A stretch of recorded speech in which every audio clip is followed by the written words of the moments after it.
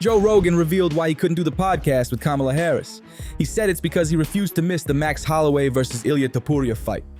The other thing was, like, they wanted to do it that Saturday, the day after Trump, and I said, I'll do it, but it has to be at 8:30 a.m. The reason why was I had a podcast already scheduled that was a live UFC podcast. So there was this title fight that was happening. I have friends. I flew in 3 of my buddies from California, and we were all going to do this podcast together. Like, we had committed to doing this. Like, they were already in town. Like, I can't just say, no, guys, I can't do this awesome thing because I have to interview Kamala Harris. I'm an MMA commentator. This is part of my job. And I said I would do it. I said, I'll do it, but it has to be like 8:30 in the morning because I have to be done by the time the fights start.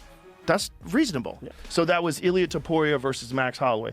So for UFC fans, that was a huge fight. That was a gigantic fight. Max Holloway just beat Justin Gaethje in, like, literally the knockout of all time. And Ilia Topuria is one of the absolute best fighters on planet Earth, if not number 1 pound for pound, certainly number 2. So he's in the top 5 of the absolute best athletes in any weight class. So this was a clash of the titans, the greatest featherweight champion of all time versus the current featherweight champion. Damn. So I'm not gonna miss that. Yeah.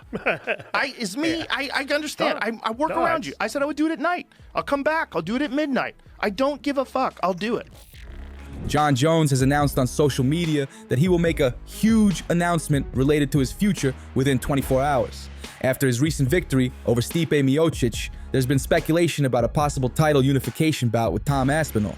With UFC CEO Dana White urging negotiations for a summer fight, there's pressure on Jones as he faces potential stripping of his title if a deal isn't reached.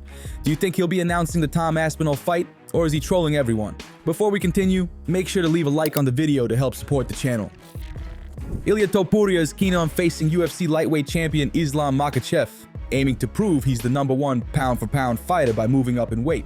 He stated, "I know that I am much better than him," and is open to whatever decision the UFC makes regarding his next fight. If he stays in the featherweight division, potential opponents include Diego Lopes and Movsar Evloev, but Topuria believes, "I need someone to hype up the fight." A bit of discussion around you potentially fighting Islam Makhachev. This is something that I want to do. The UFC knows that, but at the end of the day, this is something that the UFC decides, you know? Okay. Because they know how to run the business, they know how to do it, they have a lot of experience. So if they tell me that they want me to keep defending the belt in the 145 division, maybe I will do that. But if they let me go up in 155, I will do that also. Really, very glad. Me personally, what I want to do is to move up to the 155 because I know by fact that I can become a two-weight world champion. Because Islam, he's a great fighter. He's the number 1 pound for pound for the people, for me. It's me, myself. I'm the best fighter in the world. So I know that I can do with him whatever I want to do because I know that I'm much better than him. Ilia also said if he stays at 145 pounds, his next fight would be against the former champion Volkanovski. No one else deserves the fight more than him. He deserves that fight, so I have to give him the rematch because he deserves that. It's not something that I decide, you know. He owns his shot. So if I stay in the 145 division, I will do that. I don't want to do it again because I like Volk and I know what's going to happen if we face each other again. You think it's the same thing? Yeah, of course it's the same thing. You know, as I always say, I represent the new generation of mixed martial arts. I bring a different type of game that he's not used to. So I know what's going to happen. Maybe the next time, instead of knock him out, I will submit him. So maybe I'm going to change that to have different type of clips. But it's Alexander Volkanovski is eager for a rematch with Ilia Topuria after losing his featherweight title to him by knockout. Despite Topuria's confidence in repeating the outcome, Volkanovski intends to reclaim his title and stated, "He won't know until I show him." With potential matchups against Islam Makhachev and Diego Lopes in discussion, nothing is confirmed yet, but Volkanovski remains hopeful for another chance against Topuria. Volkanovski said, "Stop wasting time," acknowledging Topuria's ambitions, but emphasizing his own goals for another fight and title shot. I'm not gonna, I don't want to get in the way of someone's thing. I obviously want that fight, so it's gonna suck because I'd love that, but that's just, if the UFC want it and he's pushing for it and they can make that happen, all right, good on them. But if they can't make it happen, it's not waste time unless they're lockout fighting. You know, that's just sort of how it is. But if they can make it happen. Khamzat Chimaev has taken a dig at Sean Strickland, mocking Strickland's relationship with his late father by questioning, "Why are you baby crying all the time? Father didn't give you love, or he showed his love to you too much." This exchange follows Strickland's criticism of Chimaev's ties with Chechen leader Ramzan Kadyrov. Daniel Cormier believes that Dricus Du Plessis will present a tougher challenge at middleweight than Islam Makhachev might expect. Cormier noted, "I think he's tougher than people are giving him credit for." He suggests that Makhachev needs to be prepared for a difficult fight. At some point, we got to respect him, right?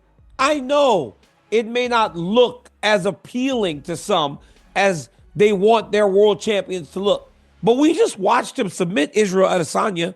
We just watched him break him down over the course of 3 rounds and get him to a point where Izzy got submitted by him, something we'd never seen before.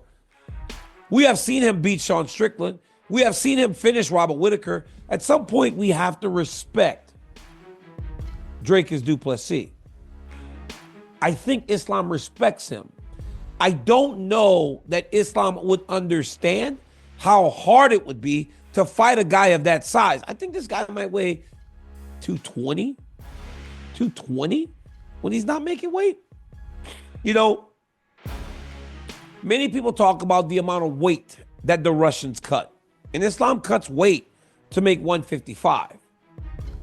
But I don't know that even on his heaviest days, he weighs 185. Now, I'm not saying that I don't think that he can do it. I just think that it's much harder than I think anyone understands to go up 2 weight. According to Dricus Du Plessis, Israel Adesanya is unlikely to make another run for the UFC title. He believes Adesanya's recent losses indicate that his peak in the sport has passed. For Izzy, I don't think there's another title run. With all due respect, I think his legacy is cemented and will always be there, and whatever he feels like doing, he can do. I put him in the same category as Anderson Silva at this stage of lose as many fights as you want. You'll always have your legacy. Anderson Silva, after when his reign ended, no, I don't care how many times he lost, he was still my GOAT. He was still the greatest middleweight of all time. And I feel Izzy is in that area where whatever he decides to do, take super fights here, there. If you want to, if you still have the passion for it, if you lost the passion, you have the money, you have everything, don't do it anymore. You don't have to take any more trauma, you don't have to put yourself through that. But if you want to do it, go for it. Nothing he can do can tarnish that legacy that he's already built. So that's the difference. If you haven't already, please like this video and subscribe. If you don't, you'll miss out on daily MMA news and people will think you're a casual. Sean also critiqued Dricus Du Plessis' fighting style by saying he should be on the short bus. But no, I mean, Dricus, dude, he fights like a off a short bus, dude. No, I'm seriously, he goes full send, dude. Like, I mean, really, it's like if you were to go watch 2 little special kids fight, they would resemble Dricus. Like, he just fucking head down, full send. But it's highly effective, you know. But unlike last time, dude, you're not gonna headbutt me, and I'm gonna pick you apart for 5 rounds. And once again, an enthusiastic fan attempted to spar with UFC fighter Sean Strickland during the UFC 312 open workouts. Predictably, Strickland dropped the fan, showing the difference in skill level. Strickland chirped, "I'm not gonna lie, I had to let him know."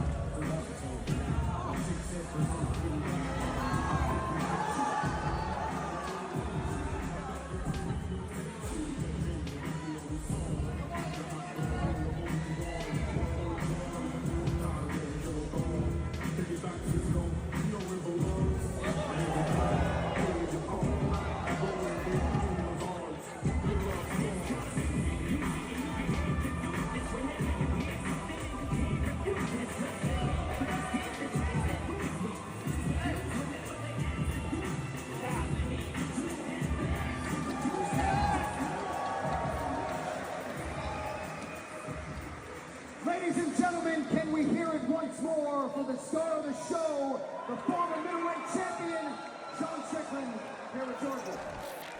Alex Pereira surprised everyone by stepping on the scale a whole month ahead of his UFC 313 title fight. Fans were shocked that he currently weighs 235 pounds. Muitos anos de vida, come here. E o tamanho do menino for o hotel. Alex, não. Muitos anos de vida. Kevin Lee has spoken out after leaked footage showed him being dropped during sparring. He said, "I don't know who posted that video or why, but I'm heading right now to find out. I can only blame myself for showing mercy and pulling my knee back, but it's training, so I thought, let me not blast him. I see I shouldn't have been playing around with a guy like that. Since motherfuckers want to start showing sparring, I'm going to start showing sparrings from now on."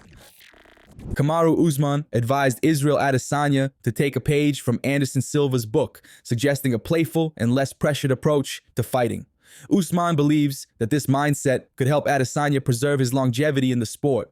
He emphasizes Silva's ability to enjoy the process while staying at the peak of his game. For Israel, man, honestly, he's at a point in his career to where, remember, Anderson Silva got to this place where I'm going to pick a fun fight. It's a fun fight. That's a fight that I think is going to be great. The people want to see that fight because Izzy did show that he can still fight. Okay, he was sharp. He deserves a lot. So, but no, I think right now, Izzy, take your time. When you want to come back at the end of the year, then yeah. Yeah, but fight. Dominick Cruz has been forced to withdraw from UFC Seattle because of a foot injury. This is another setback for Cruz, who has faced multiple injury-related issues in the past. His opponent and the UFC have yet to announce a replacement. Brandon Royval has withdrawn from his March 1st UFC main event fight against Manel Kape due to injury. Further details on the injury and possible replacement bouts haven't been announced. Manel Kape has called for Brandon Moreno to step in, but Moreno is reportedly set to fight later against Steve Erceg.